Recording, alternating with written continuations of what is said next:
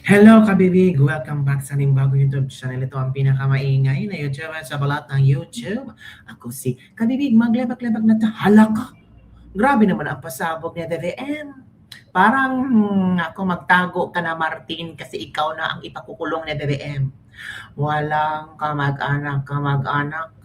Kasi sabi ni BBM, siya ay Pangulo ng Pilipinas. Hindi siya Pangulo ng kanyang mga kaparyentihan, ng kanyang kapamilya, kundi sa buong bansa. Kaya Martin, you're next in line. Kaya kailangan mo ng magtago? Hindi ka magtago, Martin. Kailangan mo nang magsalita ng todo-todo kasi pinahiya ka na ni BBM. Talagang nilaglag ka na ni BBM.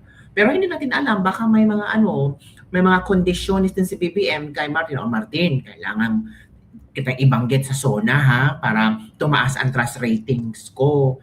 Kasi yung pangalan mo ay nasa ombudsman na. Sabi ni Boying malapit ka ng kasuhan. So kailangan ko itong, para maging malaman yung SONA ko, malaman na pag-usapan at babalik yung trust rating ng mga tao sa akin, kailangan na kitang ilaglag.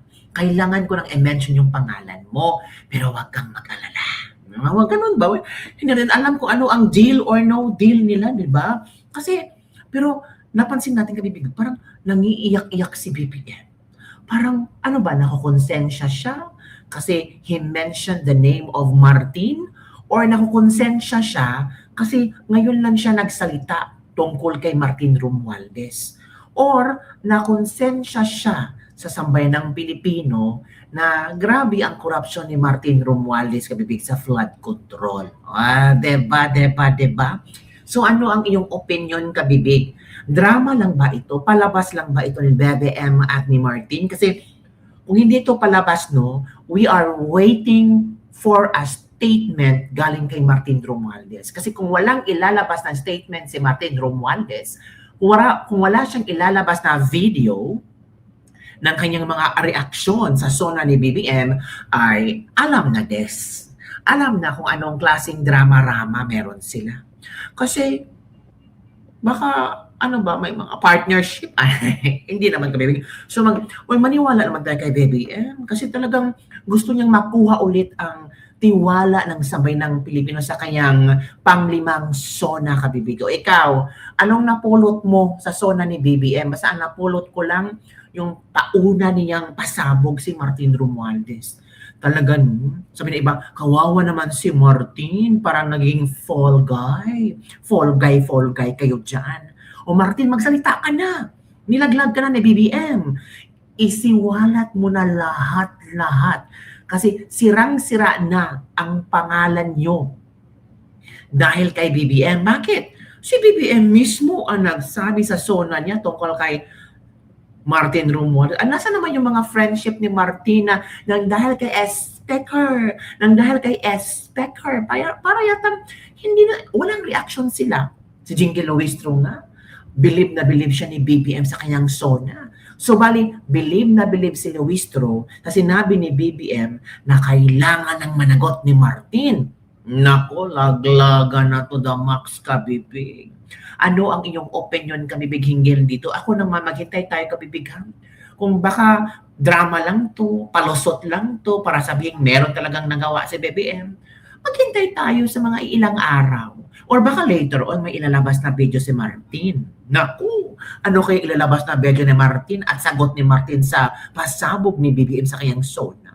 Aamin kaya si Martin or meron siyang ipapahamak or ipapasabog din ng mga pangalang sangkot sa flood control? O eto muna kabibig, ito yung ito yung pasabog ni BBM tungkol kay Martin Romualdez. Ito. Isang taon na ang nakalipas mula noong huli akong tumayo rito upang ilantad ang katiwalian na nadiskubre namin sa mga flood control project. Gaya ng aking ipinangako sa inyo, nagsagawa tayo ng malawakan at malalimang investigasyon na walang pagkikiling kahit kanino man. Masusi nating sinuri at sinundan kung saan tayo itinuro ng ebidensya. Lahat ng kailangan gawin ay ginawa natin upang matuntun ang punot dulo. Mayroon ng mga unang nakasuhan at nakulong, mga kontratista, matataas na opisyal, pati na mga mambabatas. At dumating na tayo sa punto na ayon sa ombudsman, ay malapit na ang paghain ng patong-patong na kaso laban sa dating speaker. Masakit. Bakit malapit na? Ngayon na, baka yung malapit na sinasabi niya sa 2028 na yan ha. Baka pag upo ni Bibi Sara, yun na ang pagsampa-sampa ng kaso. Dapat ngayon na, dapat bukas BBM. Huwag kasi puro pabudol na naman to. Dapat sana ngayong araw na to, sasampahan na ng kaso, magpalakpakan talaga mga tao BBM. Kasi sabihin mong malapit na, bakit kulang pa ba ang mga ebidensya? Kulang pa ba? Parang sabihin na naman to, nako, storytelling na naman niya. Maniniwala kami kung talagang nasa loob na ng kulungan si Martin Romualdez. Pero kung sabihin mong malapit na, parang malapit ng makulong, malapit ng mawala, parang bula ang issue na ito. Parang kulang na kulang. Okay, Kabibig, ano ang reaction niyo dito? Man sa akin ito. Masakit man sa kanya. Ngunit kailangan nating gawin. Alam, paiyak na si BBM. Ramdam ko ang kanyang tears of joy, hindi, tears of pain, I don't know, or tears of what. Hindi ko alam Kabibig, pero ramdam mo sa boses niya no, na parang nangihinayang, takot na baka magsalita si Martin sa mga secret. Tama. Hindi ako pangulo ng aking pamilya. Hindi ako pangulo ng aking kaibigan. Nagpalakpakan silang lahat. Nagpalakpakan ang mga kongresistang friendship ni Martin. So, silang lahat ay payag na makasuhan si Martin? Naku po, laglaga na talaga. Ako ay Pangulo ng Pilipinas at ang tungkulin ko ay sa inyo, ang aking mga kapwa Pilipino. So ano ang iyong reaction dyan, Kabibig? Maniniwala ba kayo na talagang tuloy na tuloy, malapit na? Ang tanong, yung malapit na, how malapit it is? Next year? Next month? The next day? The next 24 hours? The next 5 hours? You have to be very specific kasi you are reporting to the Filipino people. Hindi yung malapit na wala bang klaro kung kailan. Kasi parang masabi namin niya, ay, bodol-bodol na naman. Storyboat na naman. Ano ba naman yan? Paasa na naman si BBM. Every show na puro na lang paasa. Diba? Ito ang komento ng ating mga netizen ha. The script is scripting. Pinaalam para masibat. Wow. Puro pangako na lang ba? Lights, camera, action. Oh. May nakulang ba? Ito pa. Kunwari paniniwala kami sa sinabi mo. Hala ka, yun na.